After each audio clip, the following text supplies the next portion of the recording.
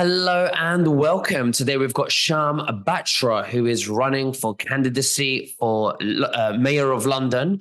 And today we are going to be discussing the 15-minute cities that England has now signed up to, where before it was just a conspiracy theory talk, but now it's been implemented concrete, and we're going to dive into this. Now, just before we begin, you can subscribe to my Instagram channel at nicholas.veniamin, where you can follow all my daily newsreels. Shyam, thank you so much for joining me. How are you and what have you been up to? I'm good. Missing the lovely weather, of course. I mean, as you know, it's been raining here like no tomorrow, but last few days, good. And Dubai's had a big bash. Of course. So, so you can clearly see there is no such thing as climate change. But that's the story for another day. But I'd like you to, you said that we want to speak about C40, right? Yes, Okay. C40, which is the 15-minute cities, just to let the people know. They're not just doing this in the UK, they're also looking at doing this, I think, in the United States and probably other places too. Now, we were speaking about this about 6 months ago. Yes. People were like, oh, it was just another conspiracy theory. I've done an interview with Katie Hopkins about almost a year ago, I think just under a year ago. And we had a conversation also about the 15-minute cities. But you are running for Mayor of London.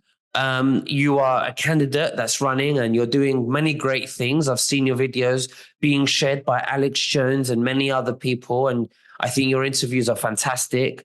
And I want to know exactly, how do we know this is concrete, and how do we know that England has now made this concrete and they've signed up to this? I've just sent you something on your phone if you want to have a look at it. It's the 15-minute cities that the councils have signed up for. You've got a list of all of the boroughs, all throughout England. You can see Cambridge, Brent Council, Birmingham City, Milton Keynes, Peterborough. And this is a joke. I mean, they need to ask us, do we want a 15-minute city, or do they just want to implement it behind the back door like it has been happening? I don't know if you know, but the current mayor is the chair in London of C40. If people look on c40.org, they'll see the government site that's been set up since, I think, 22, 21, something like this. But no one's spoken about it because no one knows about it. And every person I've spoken to, I asked them, do you know what C40 is, 15-minute cities? No. What is it? I don't know what it is. And when you explain it to them, their heart, I can see that their whole emblem of what they're doing in their lives is going to crumble. I mean, if you've got businesses, small business owners who have got lovely businesses trickling along, doing well in their so-called cities, they're not going to last long. The idea is for you to stop working for these type of businesses and to join the WEF and to become a farmer or not a farmer, because I've heard in America that Gates, Zuckerberg, and Klaus Schwab's they've all been purchasing land beyond belief, farmland, a lot, paying top dollar. Why is that? Well, it's very simple reasons. There's going to be lots of factories created for food consumption, etc. You will not be able to basically walk down the road to Sainsbury's. You'll suddenly start seeing that people like Sainsbury's and all the other big stores are going to go automated. And what's going to happen is a lot of people are going to be shedding their jobs. And what else is going to happen is that foods that you've never seen before are going to be hitting the shelves. They're man-made foods. I've heard some are from human skin. I certainly am not going to be shopping anymore. I think you'll have to just start growing stuff in my own garden and cooking and stuff. Meats and things. They're creating these meats. You've probably heard about these meats, haven't you? The ones that have been set up in America. Is that right? I haven't heard of them specifically, but when you talk about human skin and stuff like that, I mean, this is, a Zionist Rothschild type of agenda. And It's been going on for many, many years, and I've heard this before, and I'm not surprised. But a lot of people would hear this and be very surprised and probably won't believe it. But there's a lot of things we don't believe, and then after 6 months, it starts to happen. Now, you mentioned about the C40 15-minute cities that in your circle, nobody's aware of. You've spoken to many high profiles who aren't aware of this. Why do you think they're aware of this? And how did you learn about this? Um, Before I joined the mayoral race, and we'll talk about that after, as you know, before I joined, I was talking to a lot of TikTokers, Jordan Peterson, I think, and a few others. We're having a conversation about what is to come. The situation is that C40, I looked at it in the COVID period, I think it was around 21, I think, early 21. And I thought, it's a joke. It must be, people are having a joke about this. This doesn't make sense at all. It can't be, you think of these that are going to be coming out of these movies, sci-fi movies and stuff where you see a portal and then suddenly aliens start popping out. And now you're going to realize that if wars can really happen, these things are happening. Because in China, there are already 600 million cameras looking at you at every single move. Facial recognition, they know where you're going from your heartbeat. They know the system you're using. You'll be driving an electric car, pure electric. You violate anything that they don't want you to do, your car will take you back to where you need to go or to the police station. Your bank accounts will be frozen. The things of this that I was reading back in the day, when I first read the website, it was very, very basic, hardly anything. Now they've kind of elaborated it to make you feel like it's a smart city. It is nowhere near a smart city. You are going to have to get rid of your vehicles. You forget about ULEZ charge. They will want you to get rid of your vehicles, and you will have to buy an electric car if you want to move around. 15-minute cities are designed for people. It's not these type of cities where you're going to have a cup of coffee and a drink and meet your local friends and all this stuff. There's business to be done as well. How will you be able to do your businesses in 15-minute cities? The idea of COVID and the idea of the jabs was to get you guys at home, focus in your own home so you can do your little businesses there and work from there. Now, it's sort of disintegrated a bit, but you can still see a multitude of people are now still working at home. They don't want to go back to an office. If you go to London, the warehouses, the offices are just empty. And one of my scopes was to get the homeless people put in there. If the landlords do not play ball in the first 3 months, they get it taken away. We'll pay them the rent that we want to pay, and we'll put people in the people that are homeless or people that are needy who need to be out of the streets. But C40 is designed to keep the fit and healthy in this. I mean, for example, yourself, you fly to America. You will not be able to do this once, maybe in 3 years. If you happen to become a high gentry, if you happen to get into the very, very high circle, you will pay to go, but you will not, it'll be a hard ball. Passports are being taken away. You've got CBDC coming in, which has already started, by the way. There is Project Detroit happening. I don't know if you know about that, do you? No, what is it? Well, Project Detroit is one of our incumbent mayor's new initiatives, which is the pay-per-mile business that he's trying to hide, which was highlighted the other day. And he thinks that, we are not robots and stuff, that we have to do things by the second and by the mile. He has built a big, deep hole for London. It's probably the third time the city's going to go bankrupt. Already, I remember 15.2 billion was November 2023. March 2022, it was 12.85, I believe. Where is all that money gone?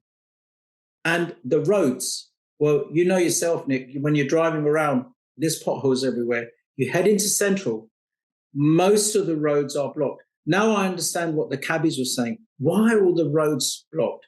When I was campaigning in Hackney, I went to this one lovely road. You can't park your car outside. But the ladies that have their cars, they have big gardens at the back. And when they go shopping, it takes them 20 minutes to get to the back of their house. And this is because the C40 emblem, the whole idea is to start creating these 15-minute cities. They already have a plan of London of what they're going to do. And then it's going to fizzle out to the boroughs. Then it's going to probably hit the towns, the major towns, Birmingham. You can see yourself, this is a real situation. The councils now are signing up. Now, we voted for them to work for us, but they just seem to put up the rates and the figures and the information. And you were asking me what is going to happen to London or England in the next coming months, etc. This will take a little bit of time to implement, but I can tell you that the 15-minute cities program has started already. It isn't starting, it isn't implementing. In China, the people that are living there now have been told that any type of media goes out of their country, they're in prison. And everything is recorded with them there now. So you can't do anything in China now if you want to. It is already starting. Now you're talking about 1 billion, 2 billion people that they're actually starting to control, and they don't like it. There's anarchy going to happen. And I'm not sure what's going to happen in the UK. At the moment, we're all very busy with all these wars that are happening everywhere. But the situation is not good when it comes to a 15-minute. I certainly don't want a 15-minute city, not like this. It's not for me. So what's the purpose of the 15-minute cities? Because the government likes to always turn it around and lie to us through deception and say to us, look, it's going to benefit you because of this, or it's going to benefit us because of that. So what's the excuse that they're using that's so going to benefit the people? There is no benefit. The benefit is that you will be able to be with your family. If you want to go and visit other parts of your family, other people in other areas, you're not going to be able to do that in a hurry. You're going to be able to use the visual systems. You can see now AI is becoming a big, big thing now. I've just heard today that Instagram have now launched their best AI system, they call it in the world. But these things are all designed to put you in your home, to keep you there. Because if you go back to COVID, the whole idea of COVID was that they would try and kill as many people as they can, the masses, which happened, okay, and then introduce these vaccines, which were never deployed onto any human without any sort of investigation, nothing. You know, at least if they used it on animals, we would see the repercussions. Today we have the most cancer patients that we've ever had in history. And this is across the world as well. Heart attack, stroke, cancer. This is all happening because of the vaccines, because we don't know what's been put in there. And the same thing scares me for when they start producing these so-called meats, etc., and start forcing us to buy this type of product. What do we know is going into these type of foods? Microns are becoming even smaller. Something could explode in your body, whatever, I don't know. So how will you travel to the other country if you need to go? I mean, you can't. Why? Why? Because the rules are you cannot drive a petrol or diesel car. You cannot eat the food you want. Whatever food you want to have will be calorie controlled. So you will get a text message saying to you, this is what you can have today. And this is going to be maybe for you and your family or whatever. Sustainability, let's talk about that. You won't be able to buy clothes. You have to keep your clothes. Maybe once or twice in a year, maybe two or three items you can get. Travel, they say once in 3 years, unless you are a high flyer, you've got money, you may be able to go. Maybe. It's not even a possibility. But the idea is, like you said, why is it? It's to control you. How else can they control you? This is communism. This is absolute communism. It's like we're being Russianed like in the 1950s, and we have a book and we can only buy one butter for one family and once per week, and we can't go over that. It's it's like that. I mean, they want to control us. This is a satanic, I think, agenda. It's demonic. It's evil. It's communism. It's taking our freedom away from us to do what we want to do. Plus, they want to rip us from all these taxes. Are they going to get rid of taxes? What's going to happen is you'll end up working for the WEF or whichever. They want a one world government. Let's put it that way. This was something that you could never imagine. You see this in the movies and no one believes it. No one wants to believe it, and no one should believe it, really. But if you had a one world government, I can bet your bottom dollar that if AI gets superseded and gets smarter and smarter and smarter, and I sincerely believe that AI should never have appeared right now. It's 10 years away. It shouldn't be here right now, but it is. So it's trying to make us smarter. But if something like this happens, then you are governed by one entity. We don't know if it's one person or machine or anything. But this is a long way away off, I would say within the next 4 or 5 years. But why hasn't the incumbent mayor said anything about it? He's the chair in London, and he's been the chair since 2022, whilst he's been in power. Well, obviously, he's been told to keep it quiet for obvious reasons, because they're being deceitful to the people. Well, then people like me come along and look what's happened to me now. So being colded out is not the right thing. But where is democracy and fairism? I mean, you're going to have elections in the US. What is the point of having an election when somebody cannot control it or says, okay, this is what we do? My candidacy has always been about transparency, not secrecy, prosperity, not poverty, homeowners, not homeless, and champions, not criminals. And what is happening? We've got criminals, homeless, poverty, secrecy. Why are we getting rid of our cash? I mean, even in my policy, I've put here, bring back tax-free cash, create world businesses, help small businesses grow further, make London greener, tackle cost of living crisis, more help for charities and the elderly, alleviate NHS with mental health, all centres with accident and emergency centres put in so they don't put pressure on there, and give the money back for the ULEZ charge, which has been a dirty charge set onto the people, and there are more coming. If he gets into power, you will have Blackwall Tunnel paying almost £4 to fund Silver Street, another tunnel to get more money. So this is becoming a monetary false society. We are having to pay for everything. There was a day when you and I, we have our cars, £300 a year road tax. Okay, so we get the road tax, but the roads are never fixed. There are reasons for all of this. And the main reason is that when you enter into the London and the city and the boroughs, lots and lots of roads are shut down. They're completely shut down. They're not moving. And 20-mile-hour lanes. Why do you think the 20-mile-hour lanes are in? They're designed to help you stay slow. They want things to start running slowly now, because when you get into your so-called 15-minute cities, what are you going to be able to do? You may be able to run your business like you are now, but people like yourself and others, how will they run their business if their businesses start to fall? What will they do? What will happen to hotels? There will be no people coming to visit us. We won't be able to visit anybody. What kind of a system are we going to live in? This has Absolutely. to stop. No, it has to really stop. I agree with everything you're saying. And I think we do need somebody like you who is transparent, who wants the best for the people of the UK.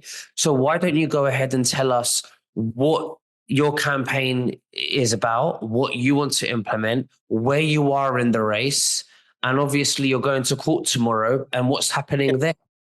Well, you may or may not be aware, on the election for all candidates to be real candidates began on the 28th of March. I was taken out of that before. I'll explain to you briefly why. The system for independence is very bad. Independents won't get a look in. As you can probably see, I've not been on GB News. I've not been on Talk TV. I've not been on Sky TV. I've been on channels like yourself, which I think are way better because you guys have more clarity as to what really is happening in the world, and all the others want to be into the money side of things. I believe the incumbent mayor has spent almost £2.7 million of taxpayers' money, which is not right. His CEO is a lady who runs the GLA.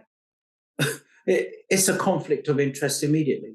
So what happened in this race was early March, we were given these type of, I don't know if you can see them, but they're nomination forms. They basically say, if I may read it to you, it says, we, the undersigned, being persons entitled to mayoral votes as electors at an ordinary election, do hereby nominate the person whose name appears below as a candidate to be Mayor of London. At least 10 of us ordinary residents in the electoral area are named below. So they sign, I don't know, they sign, you can see the signatures and the names, right? And then at the back, I put their details. I've gone one step further and I've got their addresses and stuff as well. This is 33 pages, which are about 70, because I've got about 400 names, roughly. We only needed 330, 10 from every borough. In those names, there is something called the electoral number. I don't know if you can see it there. But I wasn't able to get all of the numbers, and I'll explain to you why. On or about the 13th of March, I wrote to all the councils, I wrote one email to 33 boroughs, and I said, I'm a mayoral candidate. I'm running for election to run for Mayor of London. Please may I have the data from all of the boroughs that you hold for me to get the electoral numbers. I get emails back 3 or 4 days later saying, Mr. Batra, you are not a mayoral candidate until the 19th of March. Now, I don't know how the councils have decided that I'm not a mayoral candidate until the 19th of March. So the 19th of March comes. I then get told, I write to them and say, can I please have the data? You have to have a registration form first. What do you mean? Well, you have to fill in a registration form. And this is all by email, no phone. Forget the phone, because you can never get through to them, as you know. And so I wrote to them. They then write back to me, and I put on there that I want my data to be on an Excel spreadsheet or a PDF. They receive that. They send me the data. Then they say you need a password. So I've now wasted best part of 2, 3, 4 days. I get my password. I open up the data.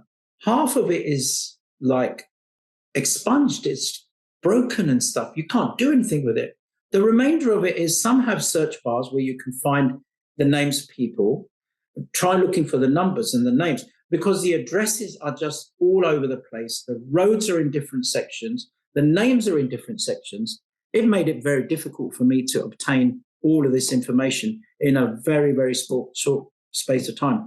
Now, the parties actually get this information and more 1 year before. We get 8 days. Now, I have been told that when I finally got some of the data, I managed to get some of the numbers out of there, but not all, because you only need one council or somebody to flout the rules with you, and you're out the race. It's simple as that. One number, you're out the race. And you needed £10,000. I had the £10,000. They didn't even ask me for the £10,000. But when I went to City Hall, the normal guy I normally speak to, he's quite nice. And I said to him, look, I haven't been able to get these numbers. I wrote to you on the 19th of March telling you that I'm having problems with the councils, but you did nothing. You didn't contact me back. In fact, one of your colleagues said, send us a letter of what you sent to the councils. I actually sent one letter to Croydon Council asking for the the password. It didn't come till the 26th of March, 1 day before. 1 day before. So my problem is that if I knew that we were only given a certain amount of time to go and get these numbers, I would have done it. But I didn't know about this. And I worked really hard. I contacted every person in this list here. I said to them, please, do you have the electoral numbers? Sorry, Shyam, we don't have them. I said, why? Because they're just being sent out to us. We haven't received them yet. We've been told that our electoral numbers are coming. So it's quite farcical the way this system has been created. It's been created for us to fail. And last week, there was the hustings, which there normally is, a group that goes and businesses, etc., all different people, I assume. And who are on the front? The four parties. All the other candidates, excluding me, were sitting in the audience. Now, how is that democratic? This is very, very undemocratic. But what I am doing tomorrow is another colleague, Piers Corbyn. I met him about a week ago. He was at an event where I was talking, we were doing some stuff.